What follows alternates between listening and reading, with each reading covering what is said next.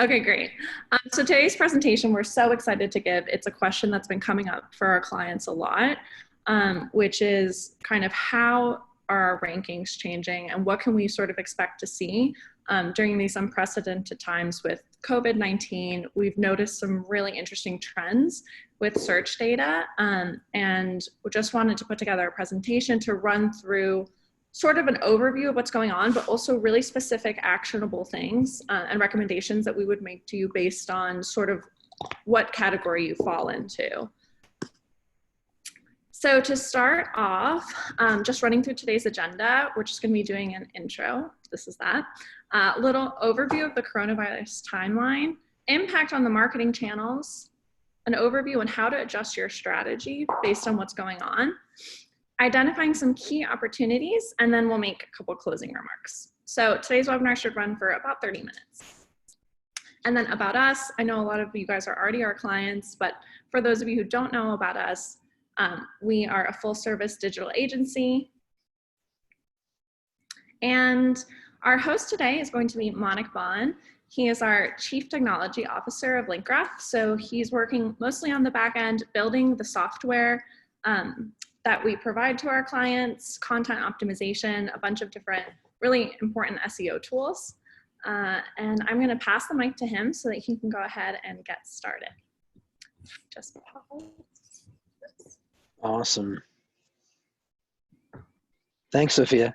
Can you guys hear me? It's working? Okay, good. All right, guys.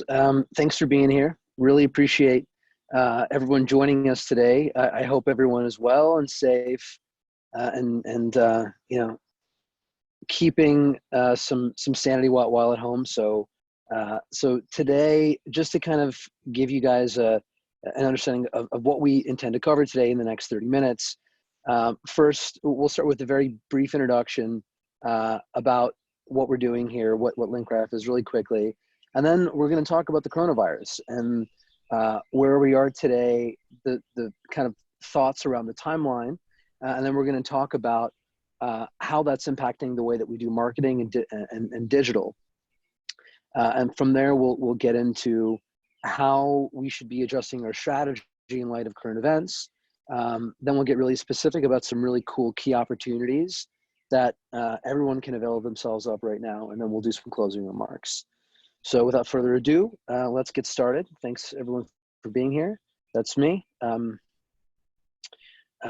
Just very briefly, LinkGraph is an SEO focused digital agency. We also do content strategy.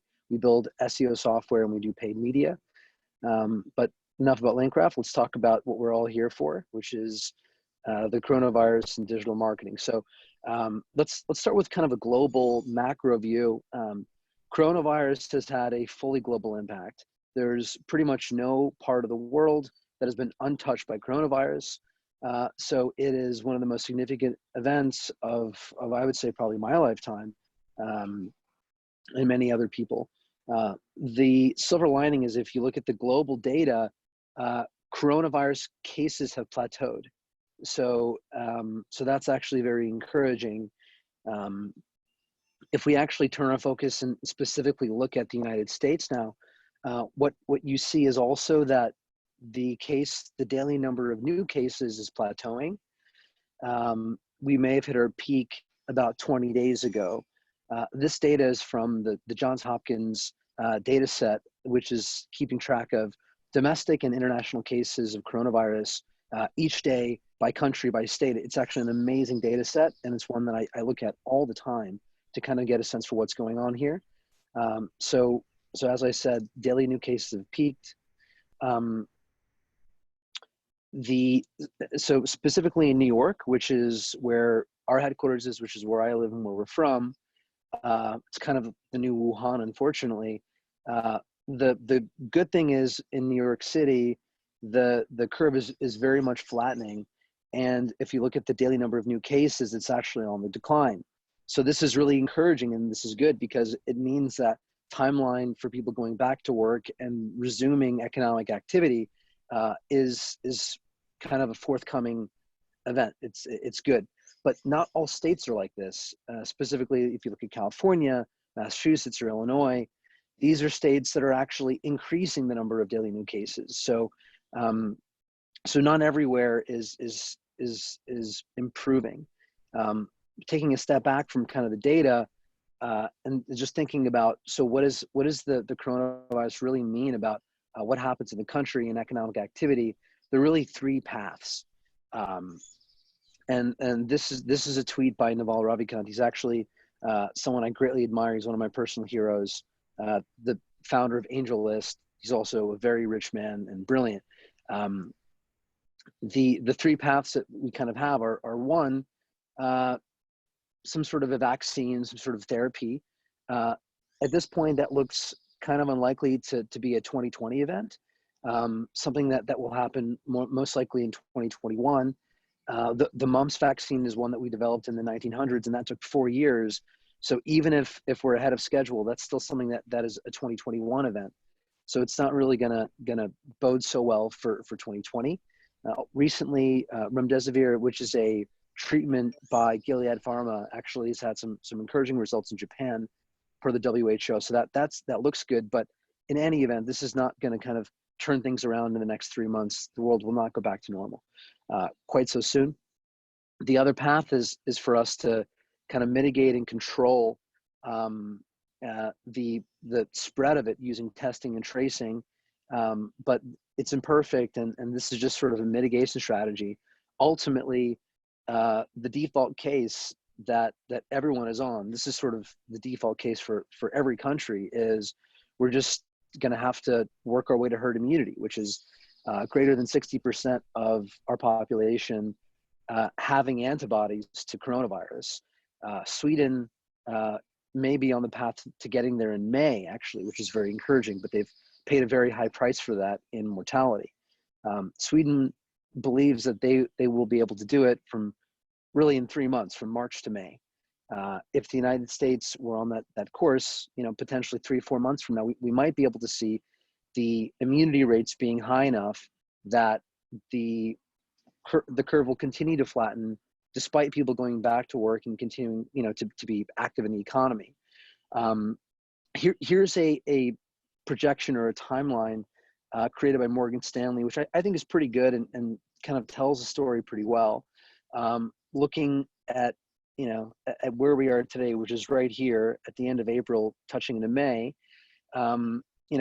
the number of cases daily is projected to kind of fall as testing improves and treatments kind of emerge. Many people believe that people will start going back to work beginning in May and June, which is what I really believe. And if you look at what a lot of the statements coming out from the government, we're seeing a very strong inclination to reopen the country, get people back into the office, get people back out into the public, doing things that maybe they ought not to be doing if we were really trying to mitigate coronavirus and its spread. But we've kind of decided as a country that the economic fallout of a full lockdown is too great a price to pay. It would sacrifice our society, it would sacrifice years and years of economic progress. And so they're leaning toward reopening sooner potentially at the expense of higher mortality. So as marketers, as business owners, as people who are trying to think about what impact this has on our companies, I think it's important to be mindful of that the kind of chronology of this, the worst of these days may be behind us. And things, we might be stepping into a rosier picture. One other thing I want to highlight here, though, is that there will likely be a second wave of infections in November and December, and that will again impact consumer behavior toward the end of this year into next year. But we are going to see a meaningful change in consumer activity over the next 3-4 months. So let's actually take a look at some of the changes here. Everyone is sort of aware of what's been happening with unemployment. Unemployment rates are up dramatically. Searches for people looking for unemployment claims are actually kind of in line with where they were in 2008 and 2009 during the last recession. This dotted line here is sort of Google forecasting that the searches for this are going to continue to increase, and unemployment actually will continue to increase, I think is very logical. So that's sort of the context. Confidence in consumers is currently at a low. Economists are obviously looking at a decline in economic activity for 2020, but I think it's interesting to think about, like, what are we forecasting for beyond 2020 to 2021? And by the end of 2021, they're forecasting a full recovery. Even in a most bearish case, they're generally all seeing us come back to healthy economic levels by mid to late next year. So coronavirus is really going to be more of a short-term phenomenon, a 6-month, 9-month phenomenon that we really got to be really thoughtful of as marketers. But from there, I think we can all be generally optimistic that the way that our marketing has worked will kind of revert to the way that it used to be. Interestingly enough, and there's a lot of cognitive dissonance here. Actually, part of this chart's cut off, which is unfortunate. But if you look at the S&P 500, which is kind of a gauge on market sentiment, the S&P 500 is back to where it was in October. We're at 2,900 today, which is kind of insane. There's a lot of cognitive dissonance here because the markets are really confident about a recovery. Meanwhile, people at home are super negative and very bearish about what this means for their lives as they're still locked down. But I think as business owners and as marketers, we should all be happy about the fact that the markets have recovered and are recovering nicely, because we need that capital. We need businesses to be strong so that they're able to, buy their products from us, employ the workforce, things like that. So this is a very positive thing. So now let's kind of move into more of the marketing side of this talk. Coronavirus has absolutely impacted all digital advertising platforms, even non-digital advertising platforms, due to changes in consumer demand. So let's start taking a look at what's been happening. Looking at search volume by industry, we've seen some very, very dramatic changes. If you guys are looking at your Google Analytics at home or your Google Search Console for your websites, I'm sure you're seeing changes in traffic and visibility. There are some sectors that have done really well, and news and media is one of those. Home and garden, you're seeing a lot of people focusing on gardening, improving their homes. You actually saw people buy more furniture for their homes just to kind of live a little bit better. People are consuming more content, music content. Gaming's been doing really, really well. A lot of people buying Xboxes, playing Call of Duty, Fortnite, stuff like that. People are also getting really into searching for recipes and how to make cocktails, and you're seeing a lot of trends around that. So food and drink websites that are providing that kind of content are doing well. To be clear, food and drink, that's not bars and restaurants, that's digital. This is digital strictly. People are also looking at real estate digitally. They're not actually buying, but they're looking, which is interesting. Now, looking at some of the sectors that have really not done well, TV has really not done well. Online formats have done well, but TV and movies are really not doing well right now. We're also seeing declines in health and finance. So it's a really kind of asymmetric. Some people have been actually doing really well. A lot of people have been impacted very negatively, particular local businesses. We can also see this in search demand. So if you're looking at interest in cruises or flights or hotels, you can see really at the onset of the crisis, those searches have just plummeted. So this is sort of really no surprise. But on the flip side, there are other services that have done extremely well. Video conferencing, again, as I mentioned, recipes, gardening, working out at home has done super well. So there are some categories that are actually benefiting from this a great deal. Zoom stock price is skyrocketing as everyone's been using it, despite some privacy concerns. So, and you can also see search demand shifting within categories. So instead of looking for restaurants near people are looking for food delivery. So you can see the inflection there and how that's worked, which I think is really interesting. Again, this is Google Trends, so this is a great way to kind of understand how people's interest is changing. When it comes to alcohol consumption, Searches for bars near me completely plummeted. People aren't going to bars obviously right now, but people are still interested in drinking. So alcohol delivery companies have been doing well. Now let's actually look at what's been happening to media spend by channel. This I think is really interesting. These trends, by the way, paralleled what happened in 2008. It's exactly the same thing. So we're seeing people pull away. So let me just kind of explain this graph really quickly. The red lines are people decreasing their media spend in that category. The black lines are people increasing media spend in that category. So really, there are some people that are increasing media spend across all different categories, but we're looking at kind of what the trend is. That trend, by the way, that supply demand will actually change the CPCs, the CPM, the cost of advertising that channel. So if your business is doing well, this has implications for what channel you want to be advertising in. So to kind of take a high level look, people have been pulling away from display advertising. Display advertising is usually for awareness and it's not usually so much conversion related or high performance related. So people have been pulling away from that because it's not directly attributable to a return on investment. People have also been pulling away from social media investment as a whole. Even though social media, Facebook ads are, I would say, a really great platform right now, especially if your business is doing well. The bulk of the folks who have been running social media campaigns were retailers, businesses that are really not doing well and not in business right now. So all of those consumer-driven retailers have been pulling their spend back. Meanwhile, other retailers, other businesses have actually been able to use that channel very effectively, and I'm going to show you how later in this webinar. Digital video has also been getting pulled back. Linear TV broadcasting has been pulled back. What's fascinating though is that search has stayed pretty much constant. Some people have been pulling back their search spend. Obviously, some businesses aren't doing well and they pull back their spend, but other people have leaned in.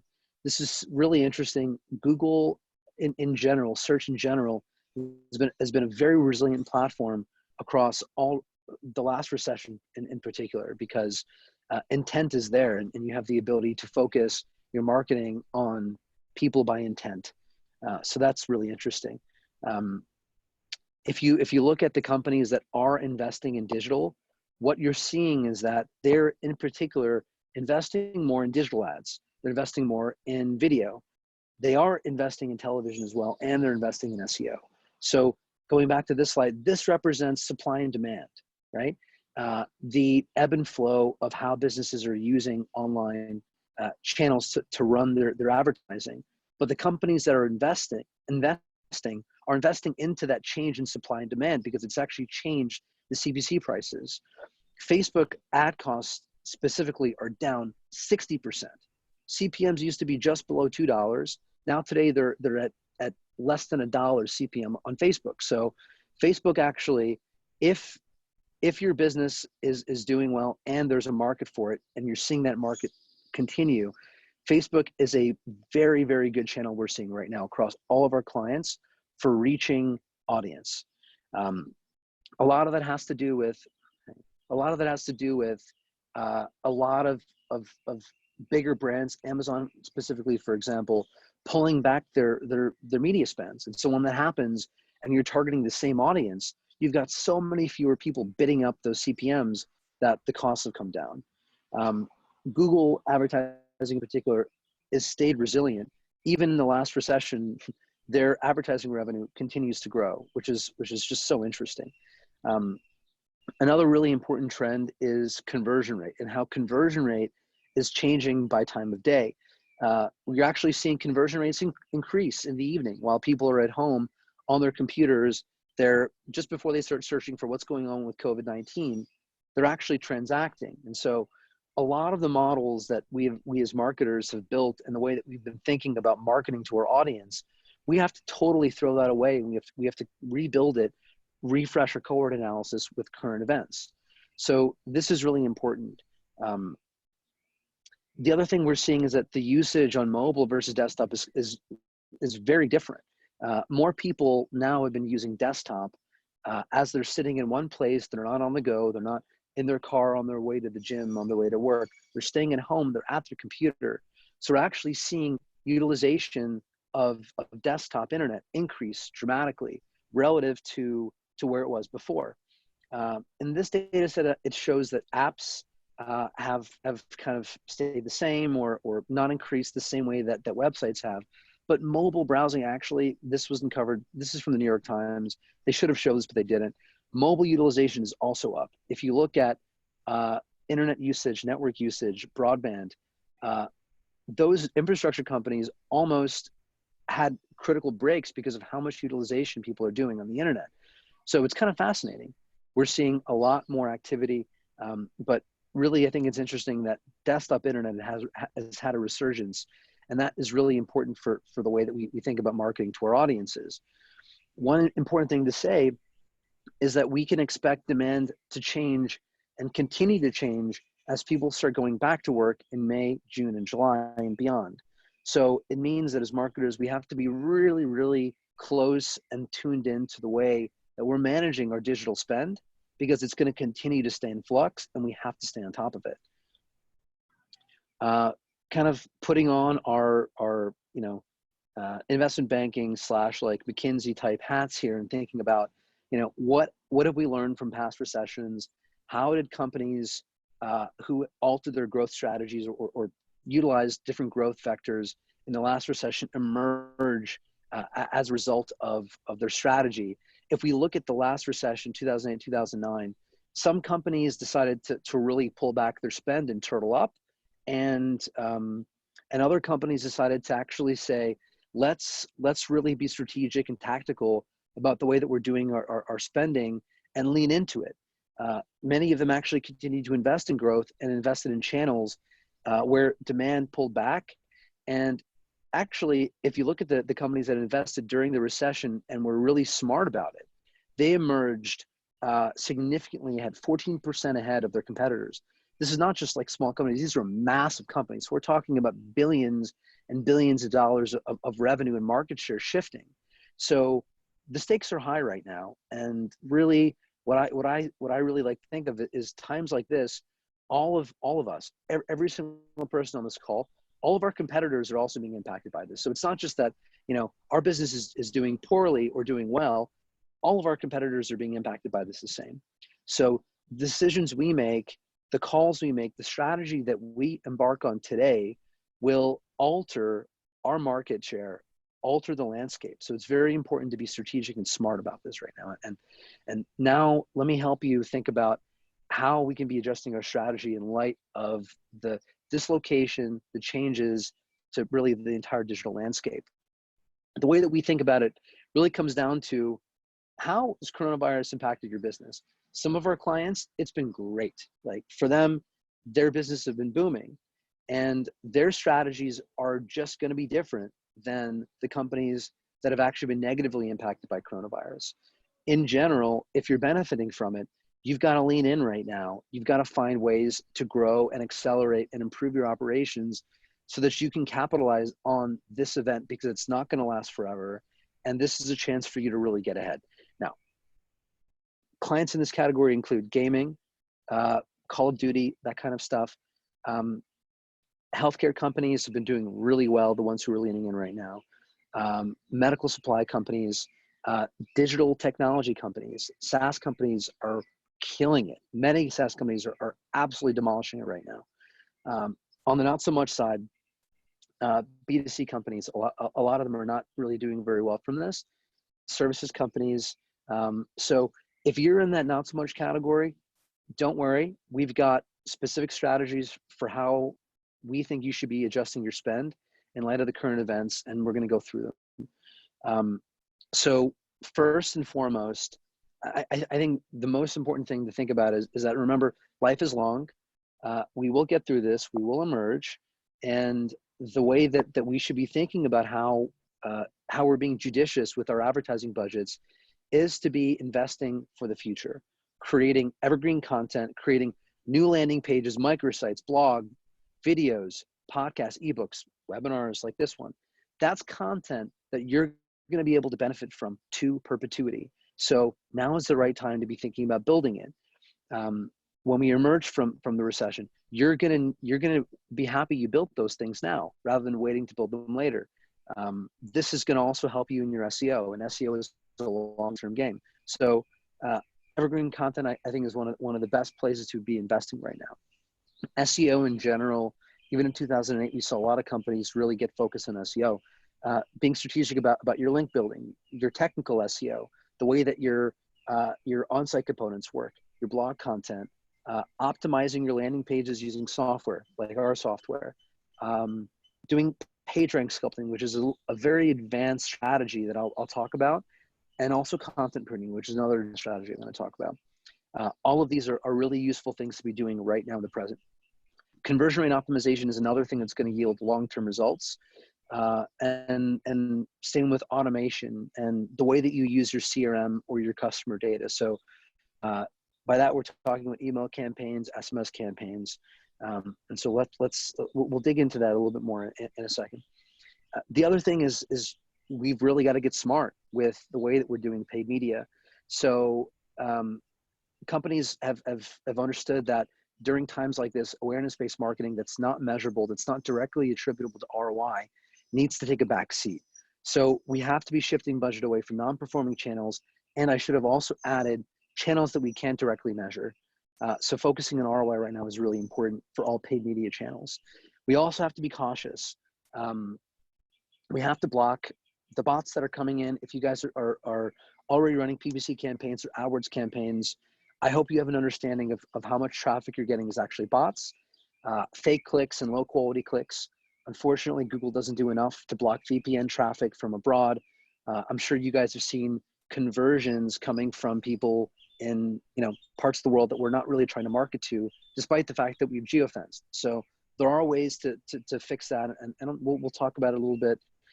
We've also got to get smarter with our analytics and our attribution. So one thing that I really believe is that if you're a digital marketer and you don't have good marketing, if you don't have good analytics, and you don't have good reporting, you're kind of flying blind. You've got to really invest in that right now, because it's going to help you get through the current epidemic, the current crisis, and it will also help you to perpetuity. This is another part of long-term asset building. And I would also say you got to get smarter with some more advanced paid media strategies.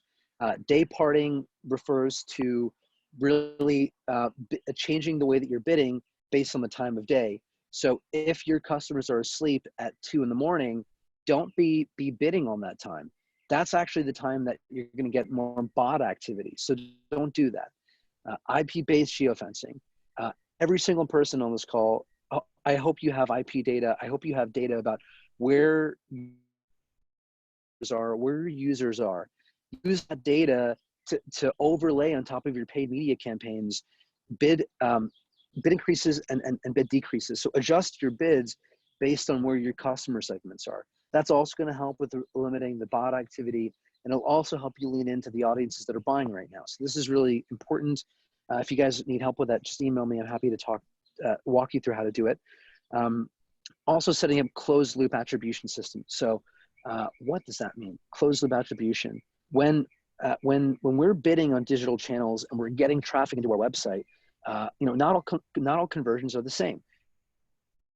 A spam conversion, or someone who's just trying to market their services to us when we're trying to sell something to them, we don't want to really consider that a conversion. So we've got to be thinking past the service level, Google Analytics type conversions, be thinking about things like customer value, lead quality, lead score, customer score, those nearer term metrics that are going to allow us to understand what paid media is working and what media is not working. And you've got to just start cutting the stuff that's not working. It's very important. You got to also retest your assumptions. So today's market environment, today's digital ecosystem is not the same as the one that we had yesterday. So we have to retest our assumptions. The recovery from here is going to be asymmetric. It's not going to be the same everywhere. Some countries are going to emerge sooner, stronger, faster. Some countries have different needs. Some countries are buying certain types of software, certain products. They have a demand that other countries don't have. And everywhere where I just said countries, you can also replace that with states. Some states are emerging faster from the crisis. Some states are doing better than others. So you've got to be thinking about how those geo trends are impacting your marketing and your customers. So you've got to rebuild your cohorts. You've also got to improve your analytics and reporting so that you're able to do that kind of measurement, and using those kind of retesting of assumptions, go back to your marketing campaigns and make your adjustments. The fourth thing to mention here is to shift your messaging. There's so many brands that are just totally tone deaf right now, and they're continuing with the exact same messaging and not really changing what they're talking about. You've got to make those updates. So below, this is a great example of a company that's really nailed it. They've shifted their messaging to talking about, so they're a tutoring company. Rather than just saying, find the right kind of help now, they're shifting it to online tutoring that's private, because people can't do in-person tutoring. And that kind of messaging shift is really going to help you maximize your conversions right now. So you got to think about what that means for you. I'll show you some more examples of this, particularly on the advertising side and where you can apply it. I wanted to kind of jump into this quote. This is from Morgan Stanley. And I think it's really powerful to think about what does a recession mean about how companies change and exchange market share. So let's just read this out loud. Companies that ranked among the eventual winners moved deliberately to capture opportunities before the recession. While they focus intensively on cost transformation, really cost cutting, they also look beyond cost. Think of a recession as a sharp curve on an auto racetrack. The best place to pass competitors are acquiring more skilled in straightaways. The best drivers apply brakes just ahead of the curve. They take out the excess cost, turn hard toward the apex of the curve, identify the short list of projects that will form the next business model, and accelerate hard out of the curve, spending and hiring before the markets have rebounded. So this takes a lot of clarity and focus. But every single one of you out there, if you're really thoughtful about how coronavirus and the times are transforming your business, and if you're using the strategies that we're talking about on this call, I guarantee you will come out of this stronger, and you will emerge, and you'll be able to beat your competitors. So let's be specific. Let's actually talk about some key opportunities.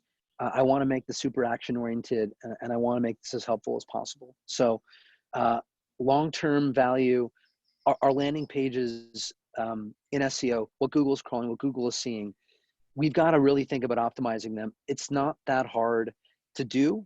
It's what I would say is one of the highest return on investment ways you can use SEO to your advantage, is to take your landing pages and to run them through content optimization technology.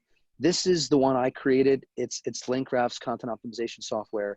You guys can use it. If you want us to set you up with it, we'll do it for free. We're trying to help everyone on this call. If you haven't used it before, it is the bomb. It works so well. We've gotten so many people to the first page of Google just through doing this without anything else. So optimize your landing page content. Get your scores up by including all of the relevant keywords that Google is really looking for in your landing page copy. That will help boost your rankings, and it's something that you can do at a very low cost. The second thing is to kind of use the SEO equity you've already created and built up on your website deliberately, right? Sculpt your page rank, right? Give your site a haircut. If you're linking in your nav to 100 pages, think about that. Why am I linking to these 100 pages? The nav of your website is basically where your domain is sending its page rank. So everything you're putting into your nav bar and your footer is really where your page rank is being concentrated. We have crawlers that can actually do the computation, but if you're going to kind of do this back of the envelope, the way to think about it is to cut the linking to pages that we don't really care about being ranked well in search, and focus that equity instead on the pages that really, really matter. This is something that this is a very technical SEO item, but it's one that you can do at a very relatively low cost if you've done the analysis and thought about it, and it can have dramatic results. We do this all the time with our site and our client's site, and it works so well. If you want help, if you want a little bit of advice, if you've never done this before, shoot me an email. Totally happy to help you out. The other thing that you can be doing right now is to be investing into building up your backlink profile. Building up your backlink profile takes time. This chart on the top is actually our backlink analysis software. If you kind of look at where your backlink profile is relative to your competitors, you've got to start thinking about, and you should always be thinking about, how do I build up my backlink profile so that my backlink profile can eclipse my competitors? Backlinks are one of the most important metrics when it comes to ranking well in Google. So working on that right now is actually a really opportune moment, because a lot of our competitors are going to not really focus on link acquisition as much. So this is a long-term asset. It's a long-term play. And if you start working on it now and investing in it now, we can get ahead of our competitors. Also looking at the low quality backlinks in our backlink profile and routinely disavowing them, so that Google knows that we're being thoughtful, that these sites are not sites that we meant to get links from. Periodically updating our disavow list is a very good practice. It's one that we actually make easy with our software. Another very concrete and specific suggestion that everyone would be thinking about right now is their site performance and their PSI. I just gave you guys some examples from our clients here, but working on your PSI scores on desktop and mobile is huge. Right now is a great time to work on it. If you guys aren't familiar with Google Chrome's user experience report, basically they're profiling the performance of our websites by the users that are on our site. And what we've seen on our site, on our client sites, every single time, is that when we improve these scores, we improve this, we see rankings improve. And that's something that you guys can benefit from to perpetuity. So this is something that really you're going to have to do anyways. You might as well start thinking about it and doing it now. There are some tips on how you can fast track this if you need help with this. Our developers are happy to give you guys some pointers. I'm happy to give you guys some pointers. Another thing that right now is working really well are email campaigns. So people are spending a lot more time looking at their inbox and engaging with content and email. So great opportunity to be leaning into your email campaigns. You can see the open rates for marketing campaigns before and after the travel ban. People are opening their emails more. So lean into that trend, set up more emails. And that's actually something that you'll benefit from if you don't already have automation on this. You'll benefit from post-crisis as well. So this is just another one of those things, long-term thinking. The other thing here is don't get tone deaf with your ads. Create new ad variants. Embrace the present. So in every space, it's different. These are some examples of ads in the call center software space that are actually really good, because they're specifically talking to the current events. They're talking about call center software in response to mission critical deployment, things that need to be mobilized really fast, and in particular working from home solutions. So this is a really apropos type of messaging for the present. You can do this in your industry too. We've seen companies in the healthcare space that we're working with lean into messaging that's very coronavirus specific, and the results are absolutely absurd. We're cost per leads that are like a third of what they used to be. And also remember, Facebook advertising costs right now are 60% lower than they used to be. So this is a really great moment to really step up our Facebook game. What is this thing blinking? We're getting some chats. Okay, let's just continue here. Actually, we're closing remarks. So this is a good time to take any questions. Let me just see what's in the chats if I can. See what we can talk to.